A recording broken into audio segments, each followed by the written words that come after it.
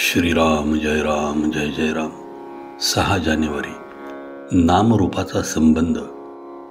नाम घेत असताना रूपाचे ध्यान आवश्यक आहे का? वास्तविक नाम आणि रूप हे भिन्न नाहीतच, पण नाम हे रूपाच्या आधीही असते आणि नंतरही उरते. नाम रूपाला व्यापून असते. राम जन्माला येण्यापूर्वी वाल्मिकींनी रामायण लिहिले आणि रामाने मागाहून जन्म घेऊन त्यात वर्णन केल्याप्रमाणे आचरण करून दाखवले. म्हणजे रूप अस्तित्वात येण्यापूर्वी नाम होते आणि रूप गेल्यानंतर आजही नाम शिल्लक आहे. देशकालाच्या पलीकडे जे कायम टिकते ते सत्य होय. प्रत्यक्ष आकाराला आलेली अनेक रूपे नाहीशी झाली तरी त्यांचे नाव टिकून राहते. म्हणजे नाम हे देशकालाच्या मर्यादेच्या पलीकडे असते. म्हणजे ते रूपापेक्षा जास्त सत्य असते. जे सत्य आहे ते श्रेष्ठ असलेच पाहिजे. तेव्हा नाम घेणे ही गोष्ट मुख्य आहे. ते घेत असताना रूपाचेही ध्यान राहिले तर उत्तमच, पण ते तसे न राहिले तरी नाम घेत असताना रूपाचे स्मरण सूक्ष्म रूपाने असतेच असते. समजा एका गृहस्थाच्या घरी राम नावाचा गडी आहे.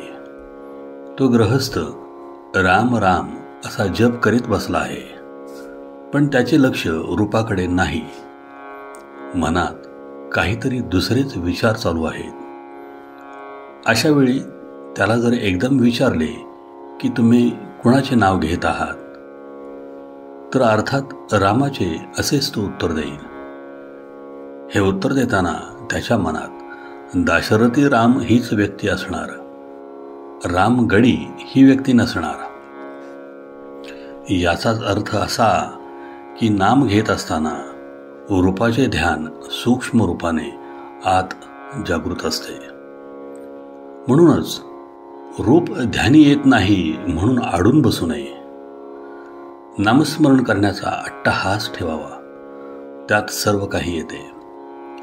एखाद्या माणसाची आणि आपली ओळख असेल तर पहिल्याने त्याचे रूप पुढे येते आणि नंतर नाम येते. पण आपली त्याची ओळख नसेल आणि आपण त्याला बघितलेला नसेल तर त्याचे फक्त नाव येते. आज आपल्याला भगवंताची ओळख नाही म्हणून त्याचे रूप माहिती नाही, परंतु आपल्याला त्याचे नाम घेता येईल. सध्या सुद्धा त्याचे नाम घेताना त्याची आठवण आपल्याला होते आहे. हा आपला अनुभव आहेच. भगवंताचे रूप तरी निश्चित कुठे आहे? एक राम काळा तर एक राम गोरा असतो, एक राम लहान तर एक मोठा असतो, पण सर्व रूपे एका रामाचीच असतात. भगवंत स्वतः अरूप आहे, म्हणून जे रूप आपण त्याला द्यावे तेच त्याचे रूप असते. यासाठी आपण कोणत्याही रूपामध्ये त्याचे ध्यान केले तरी चालते. नामातून अनंत रूपे उत्पन्न होतात आणि अखेर त्यामध्येच ती लीन होतात. म्हणून भगवंताचे नाम श्रेष्ठ आहे. हे त्याचे नाम तुम्ही आवडीने अखंड घ्या आणि आनंदात राहा. आजचे बोधवचन. दानात दान अन्नदान, उपासनेत उपासना सगुणाची उपासना आणि साधनात साधन नामस्मरण. श्रीराम जय जय राम. जयाचा जनी जन्म नामार्थ झाला, जयाने सदा वास नामात केला.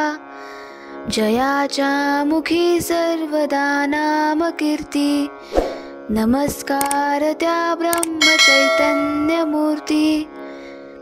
जय जय रघुवीर समर्थ.